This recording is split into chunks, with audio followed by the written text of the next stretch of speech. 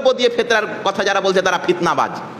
তো হাহে মুলবি, তোমার যদি কোমরে দম থাকে তো তুমি এখন অবধি আমাদের সঙ্গে বসতে কেন পারো না? একটা মালদার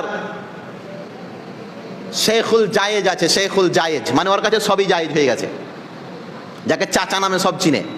কয়দিন আগে নাজমে আলম সানাবিলি সাহেব বললেন না তার ব্যাপারে, আমরাও বলেছি চাচা তুমি একবার নাজমে আলম সানাবিলি সাহেবকে ফোন করে বলো না বসার ডেট আর তারিখ। তুমি সোশ্যাল মিডিয়ায় আর এদিক ওদিক জালসা করে মানুষকে কি বুঝাতে চাইছো? ওই লোকে মানে না হামি মডেল সেরকম হয়ে গেলে তো হবে না। তোমার যদি বুকে দম থাকে, আমাদের ওলামাই কেরাম তোমাকে চ্যালেঞ্জ ছুড়েছে, কোনো ব্যক্তি যদি টাকা দিয়ে ফেতরা দেয় তাহলে তার ফেতরা হবে না।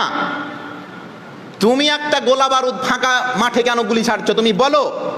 আমাদের যতগুলো সোশ্যাল মিডিয়ার মাধ্যম আছে, আমাদের যতগুলি মাধ্যম আছে, কোনো একটা মাধ্যমকে পশ্চিমবঙ্গের যে কোনো জায়গায় তুমি বলো, তোমার বাড়িতেই যদি হয় বলো, আমি দায়িত্ব নিচ্ছি আমাদের ওলামায়ে কেরামদেরকে তোমার বাড়িতে নিয়ে বসবো। তুমি ফতোয়া দাও আমি খাদ্যদ্রব্য দিয়ে দিই আর লোককে বলছো টাকার জায়েজ। এই দুচারিতা, এই দুই রকম ফতোয়ার তোমাকে কৈফিয়ত দিতে হবে। আমি বলি শোনেন, একটা যুগ ছিল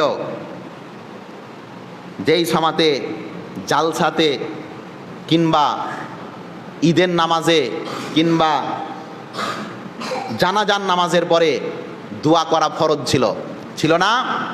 এই এলাকায় সর্বের প্রথম আমরাই বলেছিলাম ঈদের নামাজের পরে ঐক্যবদ্ধভাবে দোয়া করা বিদআত। আমরাই বলেছিলাম জানাজা নামাজের পরে মাটি দোয়ার পরে ঐক্যবদ্ধভাবে দোয়া করা শরীয়তের কোনো চ্যাপ্টারে নেই। আমরাই বলেছিলাম জালসা জুলুস ইজতেমা ওয়াজ মাহফিলের পরে হাত উঠিয়ে দোয়া করার কোনো প্রমাণ নেই। 5 ওয়াক্ত নামাজের পরে ইমাম সাহেব আমিন আমিন ইমাম সাহেব দোয়া করবেন আর বাকি মুসাল্লিরা আমিন আমিন বলবে, কোনো প্রমাণ নেই। আমাদেরকে এই মহিষাস্থলী ঈদগাহে থেকে গলায় ধাক্কা দিয়ে বের করারও চ্যালেঞ্জ ছড়েছিল। আজকে আমরা বলছি বলো, যারা সেই দিন চিলিয়ে বলেছিল আর প্রমাণ আছে, আজকে কত শতাংশ জানাজান নামাজের পরে দোয়া হচ্ছে? কটা জানাজার পরে দোয়া হচ্ছে? তোমার বুকে যদি দম ছিল, যে দলিল ছিল, তো ছাড়বে কেন? বাপের বেটা না আমরা বলেছিলাম আজ থেকে 4 বছর আগে খাদ্যদ্রব্য দিয়ে ফেতরা দিতে হবে। অনেক ভাইয়ের ফেতরা কেউ সদ্দার লেয়নি। আমরা বলেছিলাম ফেতরা এটাই হবে, একজন যদি হয়েছে ওটাই ফেতরা দিয়েছে, দেয়নি। দলিল ছিল আমাদের কাছে। তুমি যদি তোমার কাছে দলিল থাকে তো দুখাবল খুচখুচ করে খেলে পালিয়ে কেন যাচ্ছ? যারা বলেছে জানাজার নামাজের পরে দোয়া আছে, তো আছে করবো তো যাবো, পুরো দুনিয়ায় একদিকে চলে যায়, দোয়া না করে যাব না।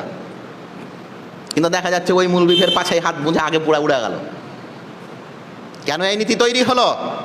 আমরা আজকে বলছি আমাদের ছেলেদেরকে, শোনেন, এই ঘুর বাসা ভাঙতে আর বেশি দিন টাইম নেই। আগামী বছর 10% বা 20% ছিল ইনশাআল্লাহ, এইবার এই শতাংশটা আরো বাড়বে। যারা আলোচনা শুনছেন তাদেরকে স্পষ্ট বলছি, আল্লাহর নবী কোনোদিন ফেতরা খাদ্যদ্রব্য ছাড়া অন্য কোনো জিনিস দেননি, কোনো সাহাবা দেননি। কোনো মুলবির কথার কারণে, কোনো ব্যক্তির কথার কারণে ফেতরাকে পরিবর্তন করে দিলে ফেতরার হক আদায় হবে না।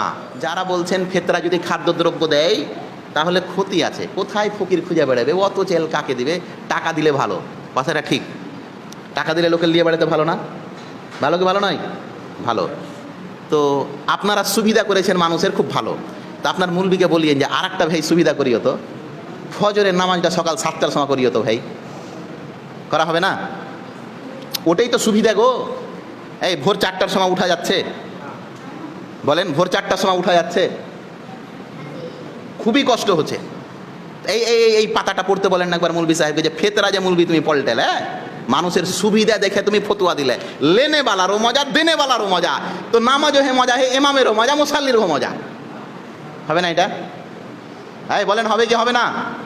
হ্যাঁ দেখিয়েন মুলবি সাহেবকে বলিয়েন একবার পাতা খুলে। ওই মুলবি যদি ফেতরা কি আছে সেটাকে পল্টাতে পারে, তো নামাজের ওয়াক্ত কেন পল্টাতে পারবে না?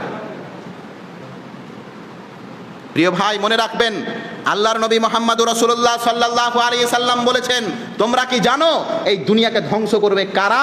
তখন সবাই বললেন, আল্লাহর নবী কারা দুনিয়া ধ্বংস করবে? কারা কারা?